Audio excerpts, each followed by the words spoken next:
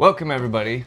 Today I get to welcome back our special guest Pete. You probably know him from the annual Bookers video, but today we get to talk about two subjects that are near and dear to both of our hearts, which is Bourbon and Lord of the Rings. So let's get to it.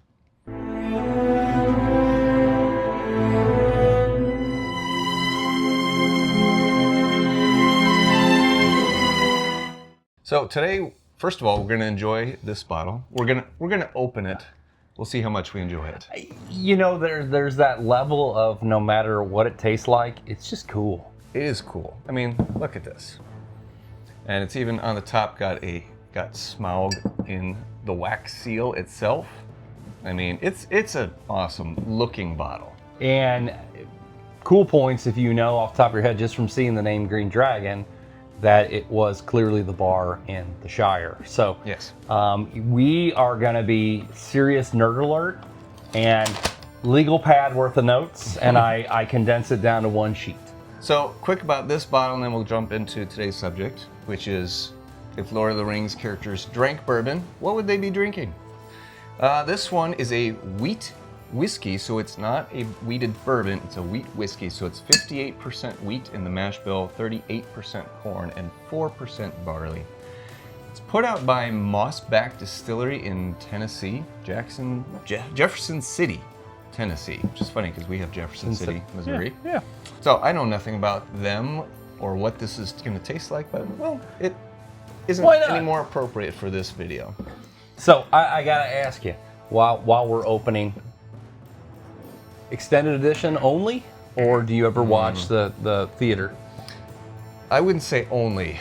I mean, there's times when you only have 3.5 hours, not 5 hours. No, you make the time, right? All you have to do is decide what to do with the time given to you, right? That is true. And yes, we can get a counter started at the bottom to track how many times I quote the book or the movie. Yes. Yeah, we'll do that. I'm gonna give it over under at 10. That's conservative. Right, I know. So this one is 4 years old and it's 90 proof. It's decent on both counts. Nose isn't bad. It's light, but right. Yeah. I mean, it's light colored. It's 90 proof, but it is a nice nose. It's fruity and light and a little dusty in there. I was gonna say a little bit. You get to fruity, but it's just like, I don't want to say like a toffee, you know, like a little nut. Yes. Kind of. Yeah, something like that. I don't want to say peanuts, but yeah, more like a candied nut, like you right, said. like a toffee. Yes. I'm gonna go with the toffee. Okay. Well, let's try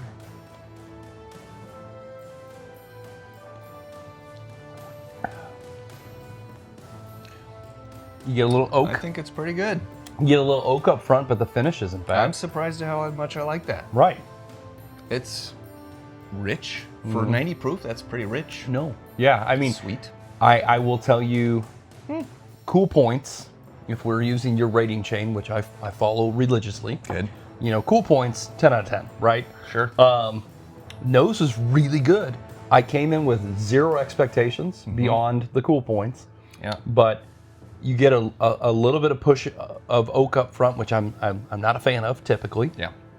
But then it does go away pretty right away in it. The high wheat content definitely helps smooth out that oakiness. Yeah, it does have some of those caramely, nutty notes in there, toffee notes. Like a peanut brittle. Yeah. A little bit of a dusty, oaky peanut brittle. Yeah, because it moves from the smell of the... So I get much more nuttiness from this, not Farmer Maggot's crops, you know. But I get, like, it moves from the toffee into more like a salty peanut brittle type finish. Or with almost savory. Yeah. Yeah. Cool. Well, hey. We're going to keep drinking this. I am, yes. What character do we want to start with tonight? Well, so the whole fellowship, if you're watching this video, I'm assuming you are a fan of the Lord of the Rings. Otherwise, why would you? But... To see you. We're going to keep it... Because they've subscribed. That's why. That's right. And if you haven't, you better do it now before it's too late. All right, let's... oh, man. I'll probably get messed up if I go out of my order here, so I'm just going to go at the top. Starting off strong with Gandalf. Okay. So I listed the Fellowship, and then I didn't go quite Tom Bombadil level, who should have been in the movies, but I broke Gandalf into Gandalf the Grey and Gandalf the White. So nerd alert, right? Wow. That's impressive. Right? So Gandalf the Grey, right? You have Tireless, you have like the original. And for those of you that maybe watched the movie, haven't read the books, haven't gone to true geekdom, is that Gandalf is an Istari, which is like a low-level angel, right? And so you have this guy who is has one of the 3 elven rings, Narya, super nerd alert. We warned you. I can even say who gave it to him, and if my children are watching this, they're not surprised. They're just shaking their heads. But I had to go with the original, right? I had to go with Blanton's. You know, you think of like the original single barrel bourbon, the original this. I wanted to be really funny and say Angel's Envy, right? But I mean that's more for a fallen angel like Sauron. Like Sauron. That would make more sense. But yeah, Blanton's for Gandalf the Grey. Okay, Gandalf the Grey. What's your Gandalf? I have Blanton's in this list. It will be to come. For Gandalf, I went more superficial and whimsical. So what were we trying to say? I went with Old Rip Van Winkle. Because it looks like look at the label. It's literally a wizard on there. Yeah. So I shouldn't get even worse when I talk about Gandalf the White. Then we're just gonna keep pushing on. No, go for it. Okay. I want to hear what your Gandalf the White one is. So, right. As Gandalf said, Gandalf the White was what Saruman should have been. Yeah. That's 3, by the way. So I went to not necessarily what Blanton should have been, but kind of like that almost that perfect, near perfect. Elevated, shall we say? E.H. Taylor. E.H. Taylor is just one of those, you can't beat it. If you can find it, you should buy it. But I was torn because obviously most people may put Blanton's above E.H. Taylor, but just kind of my mindset was the original single barrel, right? Yeah. And then just this, what it should be, right? Small batch or what? Small batch. Small batch. Okay. Yeah, I mean, even still, it's higher proof point. Right. It's higher MSRP price. Right. Comes in a fancy tube. I mean, you think about what should bourbon taste like for a lot of it, and for maybe you like more of a rye, maybe you like more of a wheated, but you taste it and you're like, man, that's dang near perfect. So, okay, I see where you're going with I this. also had an Angel's Envy triple oak just because I was being funny. I wanted to be whimsical. I get it. Some of these that I came up with are more, oh yeah, that matches up, and others are like, oh ha, that's funny. At least I thought so. Legolas. So Legolas, he's one of the more, if not the most solemn of the group. Technically he's very old.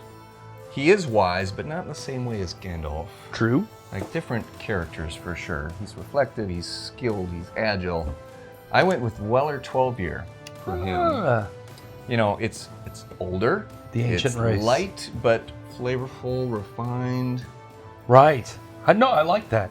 I kind of had the same idea, the timelessness, right? Yeah. The wisdom. Because he's an elf, to be whimsical, I wanted to say he was snooty, so I picked Penelope. It's a snooty bourbon. But I think of something like Timeless, Eagle Rare. Yeah, that would be a good one. Also something that Gandalf should be Eagle Rare. But no, then we'd say the Eagles would be Eagles Rare. And no, I don't know why the Eagles just didn't take them to the mountain. No one knows. And then I also kind of thought the idea of this refined, this polish. I have really, I guess in the last year, the bourbon that I've really discovered was Art of Spirits. I'm a huge fan of Art of Spirits and what they've done, not only because they're a big military supporter, but some of their cast finish, the rum, it's got such a great refined flavor. It's well done. For a finished whiskey, it's well done. And you think of someone who's been around forever and they like the elves, the ancient race, and so I kind of had that one. I had a kind of that one on my list as well with that. Art of the Spirits. Art of the Spirits. Yeah. Okay. Yeah. Nice. Boromir. Now, both in the book and the movie was portrayed as very brave. He's passionate, volatile, strong, bold. So I went with the classic Bookers for him. I mean, you're speaking to my heart with the Bookers. Mm-hmm. I kind of took Boromir as arrogant, right? Okay. Gondor has no king. Gondor needs no king. Sure. But misguided, flawed. But ultimately, that I like the boldness. Now, when I say this, I'm not connecting it with the misguided part because I do think this is a good bourbon. Okay. But I went with that son of the steward. Yes. I went with Little Book. There you go. Okay. I see that. And I know we're focusing. If we were doing an extended edition, I would say Faramir, that traditional throwback, right? Because he's like the ancient Numenor kings. He would be Bookers for me. Oh. So then, and it kind of playing off the Bookers and the Little Book. So with Okay. that. See, both high proof and strong flavor. I get it. Yep. Cool. And Gimli, he's more reckless, brash, fearless, stubborn, also rather arrogant in his own way, but not to the detriment of the company like Boromir. So again, went with a barrel-proof bourbon for him, Elijah Craig. Ooh, Elijah Craig barrel-proof. that's a good bourbon. That's a good bourbon. So I definitely, being a dwarf, right? He's grounded. Yes. And he was arrogant, but he definitely has this transformation in the movies and the books. With the idea of the glittering caves that him and Legolas go to and how he changes his viewpoint on elves. There's a beautiful scene, and I'm not going to go into true geekdom, talking about Galadriel and Gimli, but I took that idea of being grounded. And I don't know why, and God forgive me, I do love the man Jimmy Russell. But when I think of Gimli, I kind of think of Jimmy Russell. Okay. I'm not saying he's a dwarf. I'm not, and I like dwarves. But because of that, I went with that grounded, that spicy, and I wanted that not peaty but the leathery, that earthy. Yeah. So I actually had two. Okay. Because I couldn't get Jimmy Russell out of my head. Russell's Reserve, right? Yeah. But Wild Turkey Rare Breed. There you go. The rare breed, you got your barrel proof, you got the spicy, you got that punch of the dwarf, and yeah. I like it.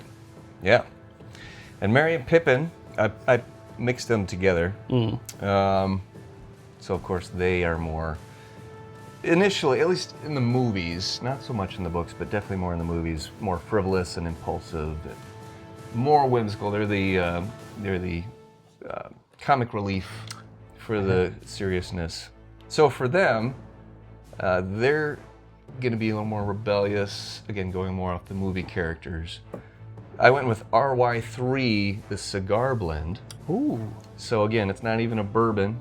They went with rye, and it's going to go well with their pipes, of course. Long bottom leaf. Yes. And I mean, because you think of hobbits, you think of, what do they want? They want good pipeweed and good tilled earth, right? That simplicity.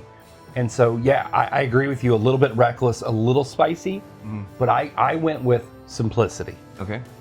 Wild Turkey 101. Okay. It's simple. It's fantastic.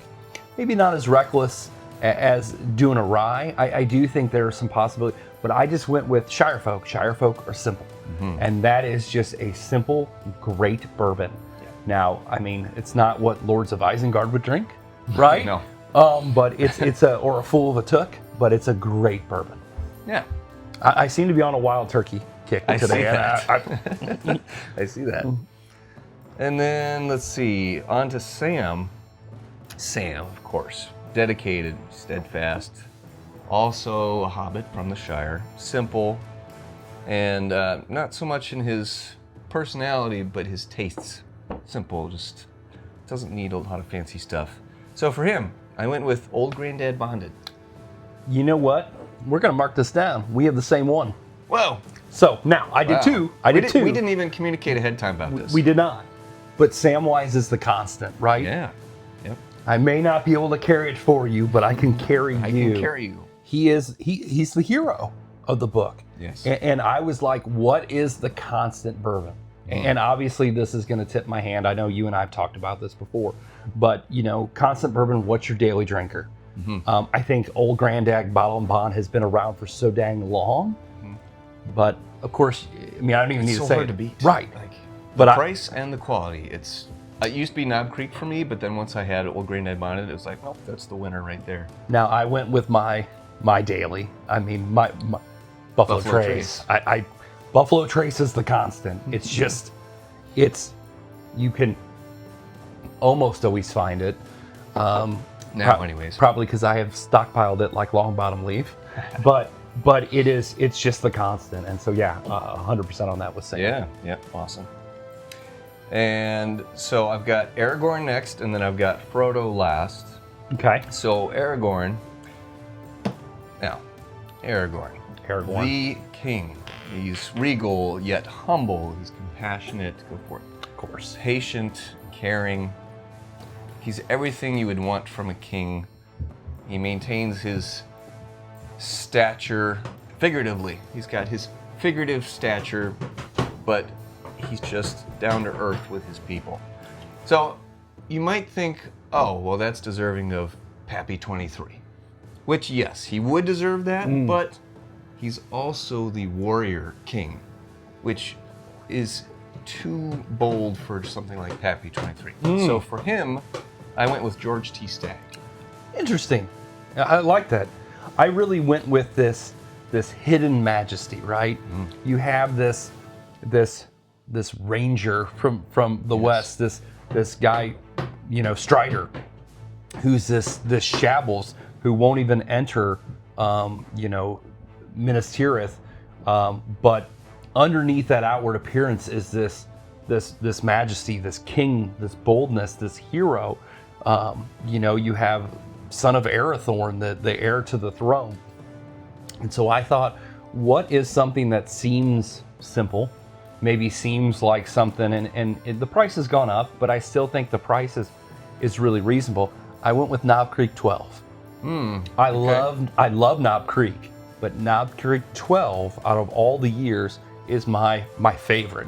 It is bold, it is high proof, but it is so smooth, and it's like hidden in that blue labeled bottle, and so that's what I just kept thinking of when I was thinking of Aragorn. Yeah, I get it.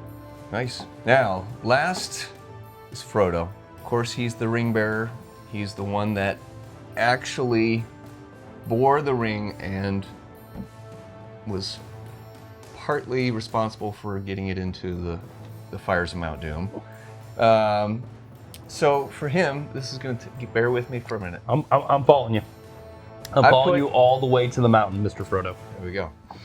I put Blanton's for him. Because here's why.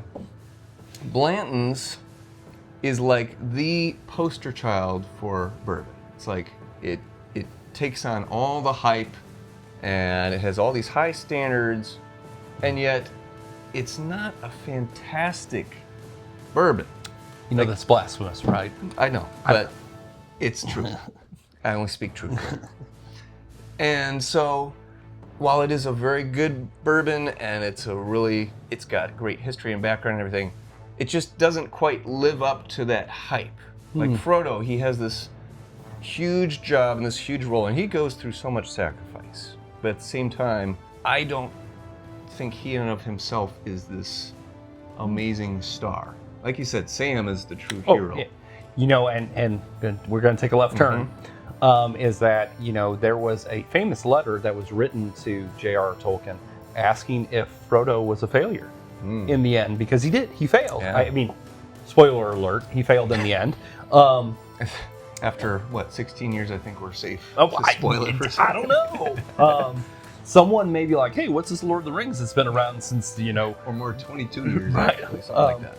But I get that, right? I get that idea of something that's, for a lot of people, Blanton's is the only unicorn. And so you have liquor stores charging obnoxious prices for it. And so I think that's where you get that little bit of letdown. So I went with I went with kind of, and I related Bilbo and Frodo together when I did both of these. You know, you have Bilbo, who's adventurous and bold, you know, from the Took side, and he overcame the fear, but he was simple. You know, he's a Baggins, a bag end, right? Yes. And you have Frodo, who is kind of like him in the sense of very, very similar traits, but I would argue, I don't know if Bilbo had the courage that Frodo had, you know, when he goes, I'll take the ring, but I don't know the way. Agreed. So I went with Old Forester for them because I could unite both of them together.